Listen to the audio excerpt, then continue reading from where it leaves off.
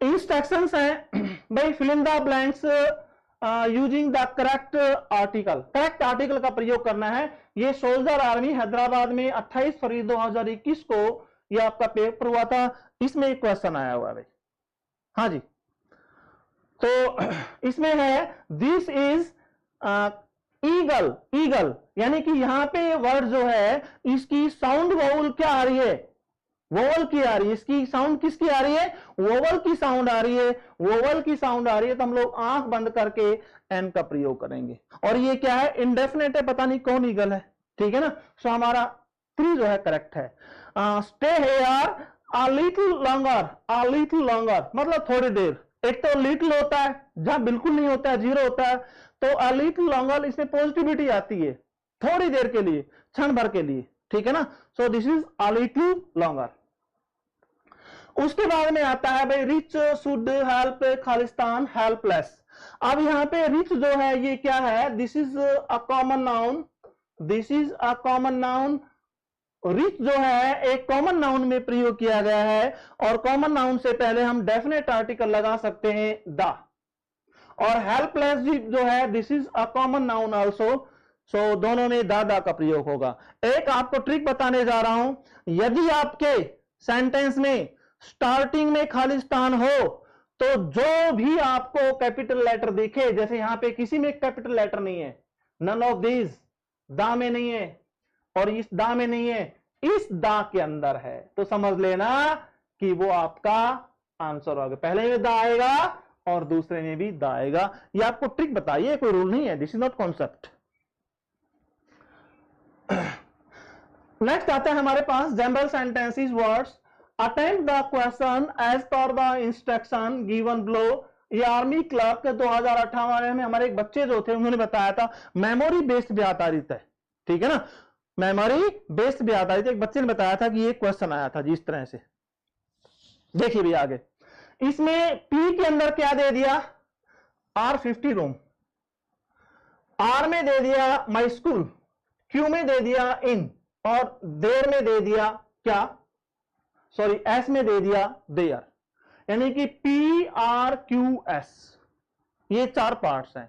अब इस सेंटेंस को क्या करना है, इस सेंटेंस को हमें करेक्ट करना है। अब कैसे करोगे देखो, अब यहां से ऐसे कर दो, देयर R50 रूम्स, देयर में क्या है, एस है, R50 rooms P, in Q, my school R, यानी कि SPQR। अब इसमें कौन सा है, SPQR आपका सेकंड पोर्शन जो है, this is correct, this is correct. यानी कि ये सेंटेंस इन्होंने जंबल वर्ड या जंबल सेंटेंस में क्या आएगा कि वर्ड्स जो है उनको बेढंग में लिखा हुआ, उसको आपको ढंग में करना है, उसको सही रूप में लाना, उसको सेंटेंस बनाना है, ठीक है ना। जैसे सबसे पहले देयर आना चाहिए, फिर ये आएगा, फिर ये आएगा, फिर ये आएगा, लेकिन यहां पे क्या लिख दिया, पहले ये लिख दिया, लास्ट में देयर लिख दिया, फिर ये लिख दिया, फिर ये लिख दिया।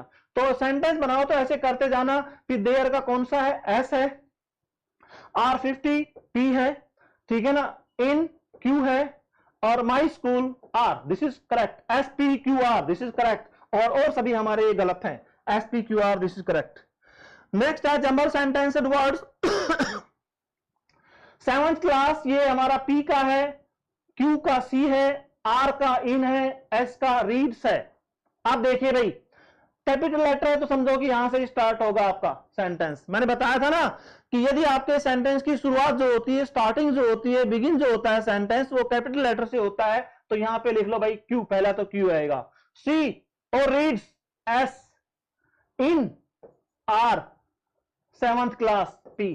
तो आपका आंसर क्या होगा, QSRP, QSRP, ये आपका करेक्ट आंसर है, this is your correct answer.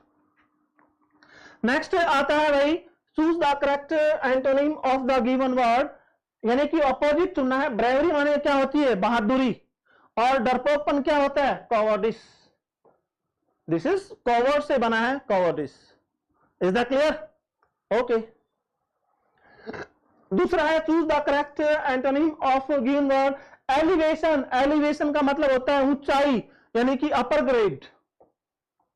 ऊंचाई का मतलब होता है अपर ग्रेड, यानी कि मास्टर से क्या बनना, प्रिंसिपल बनना, टीचर से क्या बनना, प्रिंसिपल बनना, चपरासी से क्या बनना, बाबू को बनना, अपग्रेड होना। तो इसका डिडक्शन का क्या होता है, कमी होता है, डिप्रेशन का निराशा होती है, ह्यूमिलेशन का मतलब अपमान होता है, और डिमोशन का मतलब होता है अभी lower grade, this is lower grade. तो ये इसका क्या हो गया, अपोजिट हो गया एलिवेशन का। नेक्स्ट है हमारा fill in the blanks with the correct preposition. Preposition भरनी है आपको, करेक्ट प्रेपोजिशन भरनी है। देखो भाई, this shopkeeper deal in oil. देखो भाई, डील इन का मतलब होता है डील से इन का मतलब होता है व्यवसाय, बिजनेस। और एक डील्स के साथ क्या आता है, विद आता है, डील्स विद। डील्स विद मतलब पाला पड़ना, ठीक है ना, पाला पड़ना। यानी कि जैसे पुलिस का पाला जो है हमेशा चोर डकैत लोगों से पड़ता है, ठीक है ना। तो कल्प्रिट्स लोग जो होते हैं उनसे police deals with, the police deal with the culprits, यानी कि उन्हीं से पाला पड़ता है। तो डील्स इनका मतलब होता है बिजनेस, व्यवसाय। तो this shopkeeper deals in oil, ठीक है ना। इस शॉपकीपर का बिजनेस क्या है, तेल है। जैसे आई डील इन बुक्स, मेरा इसका मतलब है कि मेरा किताबों का बिजनेस है। आई डील इन बुक्स, मेरा किताबों का बिजनेस है, ठीक है ना। I deal in this. Next है हमारा, she is coming back next Tuesday. मैं आपको बता दूं कि यदि ट्यूसडे से पहले नेक्स्ट शब्द आ जाता है तो no article, no article, none of these आएगा, यहां पे कोई आर्टिकल का प्रयोग नहीं होगा। Tuesday, Wednesday, Thursday, Friday, Saturday, Monday से पहले यदि नेक्स्ट शब्द आ जाता है तो हम नो आर्टिकल लगाते हैं। She is coming back next Tuesday, this is correct.